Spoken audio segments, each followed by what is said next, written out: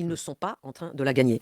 Et ça, c'est quelque chose qui pèse dans les rapports humains en Russie aujourd'hui. Et Parce que ça suscite de la colère. Tu De la colère et du ressentiment. Et tu cites un de tes contacts qui dit cette guerre, si on ne la gagne pas, on va devenir l'esclave de l'Occident. Donc la communication de Poutine de dire que la Russie est attaquée par l'Occident global, ça marche. Oui, mais évidemment, là, tu cites quelqu'un qui est effectivement pro-Poutine et pro-guerre, mais j'en ai un peu assez qu'on dise la propagande marche. Effectivement, elle marche, mais elle marche aussi parce que beaucoup de Russes pensent comme cela. C'est-à-dire, ils ne sont pas forcés par la propagande. Oui, par exemple, la communication rejoint... exactement, la communication qui, en Russie, s'apparente plutôt à de la propagande, est en phase, et c'est bien là, disons, son exploit.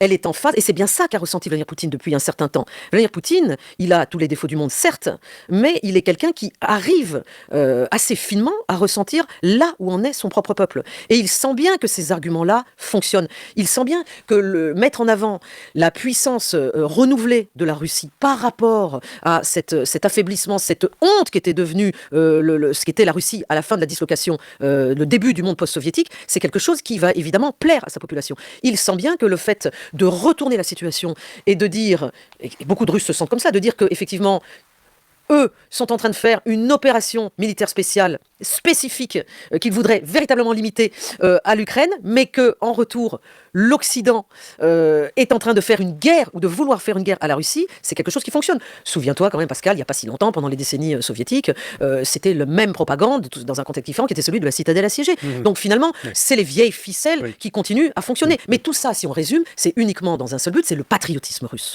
Le patriotisme grand russe, ça fonctionne. Et je dirais même ça fonctionne doublement, parce que ça fonctionne chez tous les interlocuteurs que j'ai eus, et je leur donne la parole en long et en large dans ce livre.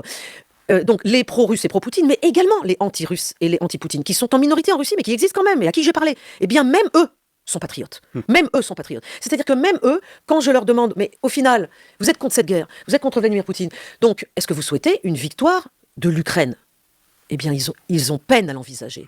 Ils n'arrivent pas à ceux qui sont anti-guerre et anti-Poutine. C'est-à-dire qu'ils sont tellement patriotes que ça leur semble insupportable et inconcevable qu'on puisse dire a posteriori que la Russie a perdu cette guerre.